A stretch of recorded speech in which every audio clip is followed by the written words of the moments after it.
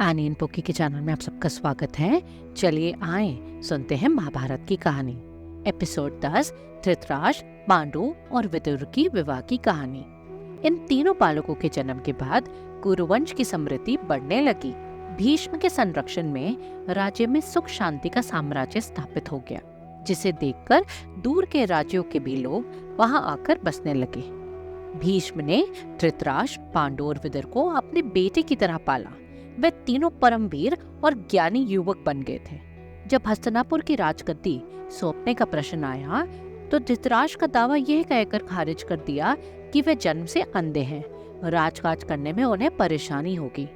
विदुर दासी के पुत्र होने के कारण राजगद्दी पर नहीं बैठ सकते थे, इसलिए पांडु को हस्तिनापुर का राजा घोषित किया गया। धृतराष्ट्र के शरीर में 100 हाथियों का बल था, फिर भी उन्हें राजा बनने का अधिकार इसलिए नहीं मिला क्योंकि वे अंधे थे। इसी बात को लेकर धृतराष्ट्र के मन में पांडु के प्रति विरोध और ईर्ष्या की भावना रही। फिर एक दिन भीष्म ने विदुर से कहा, अब हमें अपने वंश के भविष्य के बारे में विचार करना चाहिए। सुबुल की पुत्री गांधारी, शूर की पुत्री कुंती और शल्य की बहन माद्री, तीनों कन्या कैसी रहेंगी पांडु और धृतराष्ट्र के लिए? भीष्म ने आगे बताया, मेरे ख्याल में राजकुमारों के लिए ये अच्छी रहेंगी और हमारा वंश सुचारू रूप से आगे चलता रहेगा। विदुर, तुम्हारा क्या ख्याल है? विदुर ने उत्तर दिया, आप हमारे लिए माता पिता और गुरु के समान हैं। आप जो बोलेंगे हमारे लिए वही शुभ होगा। जब भीष्म ने सुना कि गांधारी को शिव से 100 पुत्र की माता बनने का वरदान मिला है तो उन्होंने तुरंत ही गांधार नरेश सुबुल के पास अपना दूत भेजा। संदेश मिलने के बाद जब उन्हें पता चला कि वह अंधा है तो पहले तो उन्होंने संकोच किया, किंतु धृतराष्ट्र पराक्रमी कुरुवंश का राजकुमार था, इसलिए वे मान गए। जब गांधारी को पता चला कि उनका विवाह एक अंधे राजकुमार के साथ होने वाला है तो अपनी निष्ठा व्यक्त करने के लिए उसने अपनी आंखों पर पट्टी बांध ली। लेकिन गांधारी के भाई शकुनी को ये बात पसंद नहीं आई और शादी के बाद वह गांधारी को हस्तिनापुर छोड़ने आए और उसने उसी समय संकल्प लिया कि वह इस कुरुवंश का सर्वनाश करके ही दम लेगा। इस प्रकार धृतराष्ट्र की शादी सुबुल की कन्या गांधारी के साथ हुई। कुंती शूर नामक यादव की पुत्री थी, किंतु हमारे पूर्वजों ने उसे सदा कुंती भोज की पुत्री बताया है। कुंती भोज शूर की बुआ का बेटा था। वह संतानहीन था। शूर ने अपना एक वचन निभाने के लिए अपनी पहली संतान कुंती भोज को दे दी थी। शूर ने अपनी बेटी का नाम पृथा रखा था, किंतु नए घर में जाने के बाद उसे कुंती कहलाने लगे। यदुवंश के राजा शूरसेन कृष्ण के पितामह थे, इसी कारण कुंती श्री कृष्ण की बुआ थी। राज्य में अगर कोई भी अतिथि आते तो उनकी देखभाल की जिम्मेदारी कुंती के हाथों में थी।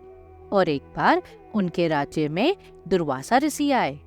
कुंती ने अपनी सेवा से महाक्रोधी दुर्वासा ऋषि का मन जीत लिया था।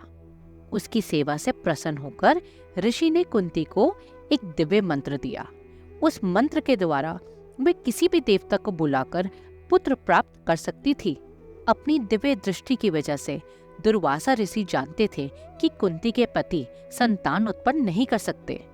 दुर्वासा ऋषि के जाने के बाद राजकुमारी ने शादी से पहले ही मंत्र की शक्ति परखने के लिए प्रकाश के देवता सूर्य का आवाहन किया। मंत्र पढ़ते ही सूर्य देव वहां प्रकट हो गए और बोले, मैं तुम्हें पुत्रदान करने आया हूँ। कुंती भयभीत हो गई और बोली, सूर्यदेव मुझे माफ कर दीजिए, मैं कुंवारी हूँ, मैं ये पुत्र नहीं ले सकती। मैं तो सिर्फ दुर्वासा ऋषि के दिए गए मंत्र की परीक्षा ले रही थी, मेरा अपराध माफ करें।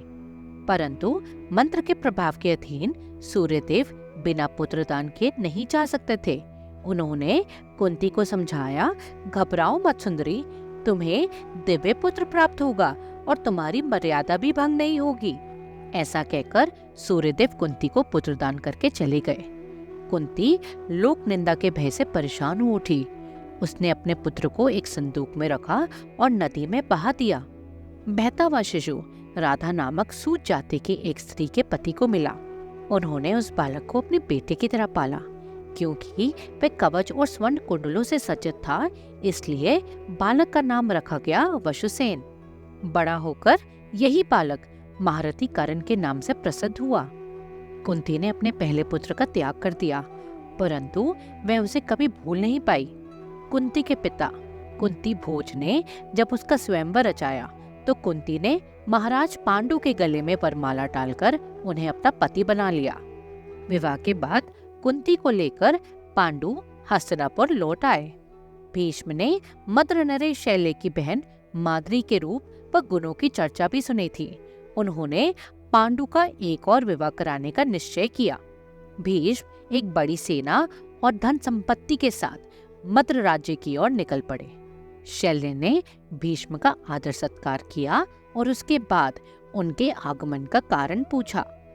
मैंने तुम्हारी बहन माद्री के रूप और गुणों की काफी चर्चा सुनी है और मैं उसका हाथ पांडु के लिए मांगने आया हूँ। इस पर मद्र के राजा बोले, कुरुवंश से संबंध जोड़ने के लिए हम उत्सुक हैं, किंतु हमारे वंश की एक रीति का पालन करना अत्यंत आवश्यक है।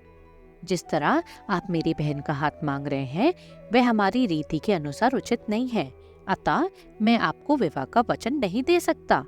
भीष्म बोले, मुझे इसका ज्ञात नहीं था, पर हम आपकी हर रीति का पालन करेंगे। और मद्रों की रीति के अनुसार भीष्म ने स्वर्ण, मोती, मूंगा, रत्न, वस्त्र, हाथी, घोड़े, रथ देकर कन्या का मूल्य चुका दिया। शैल्य ने ये बहुमूल्य भेंट स्वीकार करी और अपनी बहन को आभूषणों से सजाकर कुरुवंश को सौंप दिया। भीष्म माद्री के साथ हस्तिनापुर लौट आए और एक शुभ दिन देखकर पांडु और माद्री का विवाह करवा दिया। धृतराष्ट्र और पांडु के विवाह के बाद भीष्म ने राजा देवक की शूद्र पत्नी से उत्पन्न कन्या के साथ में विदुर का विवाह करवा दिया। अपनी पत्नी से विदुर को अनेक संतान प्राप्त हुए। तो इस तरह धृतराष्ट्र ने शादी करी गांधारी से, पांडु ने शादी करी कुंती और माद्री से, और विदुर ने शादी करी राजा देवक की पुत्री के साथ। आगे और कहानियां सुनने के लिए सुनते रहिए एनी एंड पोकी को। और अगर आपको मेरा चैनल पसंद आ रहा है तो लाइक और सब्सक्राइब करना ना भूले। धन्यवाद।